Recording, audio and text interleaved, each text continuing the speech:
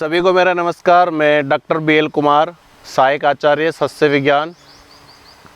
विज्ञान कृषि अनुसंधान केंद्र मंडोर। आज अपन डिस्कशन करते हैं कि वर्मी कंपोस्ट कैसे बनाते हैं, कितना समय लगता है, कैसे इसकी पिट भरते हैं और तैयार वर्मी कंपोस्ट कैसा रहता है और इसको अलग कैसे करते हैं। तो मैं सबसे पहले अपने को एक बना हुआ मैं बता रहा हूँ। बनने के बाद, छनने के बाद ये इस तरह का हो जाता है। चाय की जो पत्ती होती है उसकी दानेदार संरचना हो जाता है और गंध रहीन हो जाता है, बिल्कुल भी इसके अंदर गंध नहीं आती है। वैसे गोबर सड़ान मारता है, इसको अगर आप सूंघोगे तो भी बिल्कुल बदबू नहीं मारता है। अब अपन चलिए आगे देखते हैं कि शुरू से इसकी पिट कैसे भरी जाती है। पिट भरने के लिए अपन सर्वप्रथम क्या है कि इसकी जो लंबाई होती है वो कॉमनली 10 फीट लंबी, 3 फीट चौड़ी और 3 फीट हाइट तक आप मैक्सिमम रख सकते हो। 2.5 फीट भी रख सकते हो, लेकिन ध्यान रहे कि ज़्यादा ऊंचाई पे नहीं रखना है।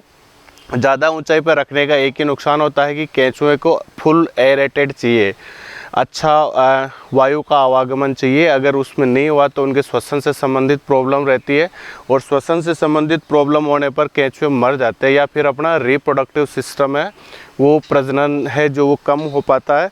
और प्रजनन कम हो पाता है तो आपको मीन्स उतनी अच्छी इनकी संख्या नहीं बढ़ेगी, मटेरियल कम खाएंगे तो आपके जो खाद बनने की जो रेट है वो कम हो जाएगी। सामान्यतः होता क्या है कि जैसे अपन सबसे पहले देख रहे हैं ये अपने बेड है। इस बेड में हमने सर्वप्रथम ये टमाटर का जो भूसा बचा हुआ था इसको हमने डाल दिया। वो थोड़ी लॉन की घास थी उसको काट के डाल दिया। इसको काटने के तुरंत बाद हमने ये दूसरी परत गोबर की बिछाई इसमें, जिस तरीके से आप इसमें देख रहे हो ये गोबर की दूसरी परत बिछाई हमने। और दूसरी परत गोबर की बिछाने के बाद फिर इस पर भूसा डाला गया। भूसा डालने के बाद फाइनल अगर आप देखते हो तो हमने ये पूरा बेड भर लिया। अब बेड भरने पर इसको क्या है कि इसमें गर्म गोबर का इस्तेमाल नहीं करते, नहीं तो गर्मी से केंचुए मर जाते हैं। कम से कम 1 महीना पुराना गोबर का इस्तेमाल करें। उसको ठंडा होने के रख दे 2 से 3 से 4 दिन तक इस बेड को ठंडा होने के लिए रख दे, ताकि वो जो केंचुए हैं वो अपने को उनको जो जितना मॉइस्चर और तापमान चाहिए उस तापमान पर वो सर्वाइव करते हैं। अब आगे अपन दोस्तों बात करते हैं कि इसमें कितने केंचुए डालें। तो साइंस ये कहती है कि आपका 1 घन मीटर क्यूब में 1000 केंचुए होने चाहिए। लेकिन एक वर्मी कल्चर होता है। वर्मी कल्चर में क्या होता है, अर्थवर्म, लाइव अर्थवर्म में, कि उनका ट्रांसपोर्टेशन, जैसे कि आप नई यूनिट खोल रहे हो, वो केंचुए लेने के आना है तो आप केवल सिंगल केंचुआ नहीं ला सकते हो। उसको कम से कम पर केंचुआ के पास 10 से 20 ग्राम गोबर मटेरियल भी होना चाहिए, ठीक है।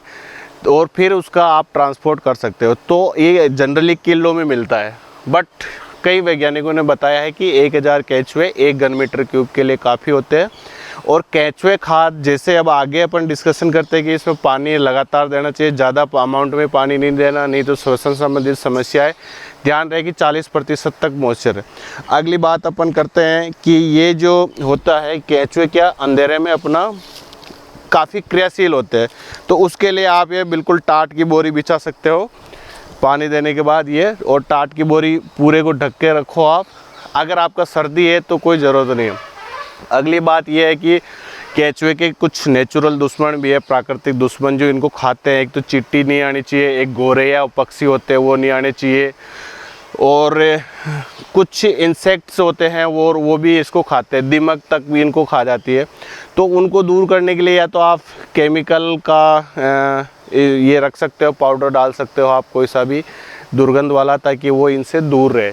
इन जनरली होता नहीं है, फिर भी कई बार क्या होता है कि चींटियाँ चढ़ जाती है, तो चींटी जैसे इसका बाइट करती है तो इसको खा जाती है। अब आगे अपन डिस्कशन करते हैं कि जो लेयर बन जाती है उस लेयर का कैसे क्या करें या वर्मी कल्चर को कैसे निकालें। देखिए अपन सबसे पहले इस टाइप की ढेरी बनाते हैं। जैसे ये ढेरी बनती है, इस ढेरी में होता क्या है कि आप ऐसे करने से केंचुए जो होते हैं वो नीचे चले जाते हैं, ताकि केंचुए कम से कम केंचुओं का नुकसान हो। देखिए ये केंचुए निकल रहे हैं, इसमें अभी देखेगा आप तो ये केंचुए निकल रहे हैं। जब इसकी डेयरी बनाते हैं तो जैसे जैसे सूखता वैसे वैसे केंचुए नीचे चलते जाएंगे और फिर आप इसको इजीली छान लोगे। छानने के बाद इसमें 2 तरह का मटेरियल बनता है। जो छना हुआ मटेरियल बचेगा वो आपका वर्मी कंपोस्ट रहेगा, और जो एक्स्ट्रा मटेरियल बचता है कुछ मोटा हो या उसको डाइजेस्ट नहीं कर पाए, क्योंकि केंचुओं को खाने के लिए नरम चीज़ पसंद होती है, हार्ड चीज़ नहीं खाना पसंद करते हैं। तो उसके लिए अपन वापस उसको जो नई बेड है उसके अंदर डालेंगे। और आपको मैं लाइव वर्म बताता हूँ कि वर्म की क्वांटिटी कितनी। ये देखिए आप, ये देखिए गुच्छे के गुच्छे हैं ये, और ये कच्चा गोबर आ गया नीचे, और ये बनने वाली परत का कलर चेंज हो जाता है। कलर वैसे जो अगर अपन भारतीय फर्टिलाइज़र कंट्रोल ऑर्डर है जिसके अनुसार अगर इसका देखा जाए तो इसकी जो न्यूनतम मानक स्तर है वर्मी कंपोस्ट का वो ये होना चाहिए कि एक तो दुर्गंध रहित होना चाहिए, दूसरा दानेदार चाय की पत्ती के समान होना चाहिए, तीसरा इसका रंग है जो ब्राउन से काला होना चाहिए। ये डिपेंड करता है कि आपने मटेरियल कौन सा यूज किया है, कि गोबर में कई बार क्या है, गोबर में मिट्टी मिली रहती है तो उस हिसाब से भी थोड़ा बहुत कलर का फ़र्क पड़ जाता है। दूसरी चीज़ कि आपने इसमें मिक्सर में कौन सा भूसा लिया गया है, कि मूंग बीन का लिया गया है, उड़द बीन का लिया गया, उस सब पे डिपेंड करता है। ठीक है, और इस तरह से अपनी यूनिट हार्वेस्ट हो जाए। Thank you.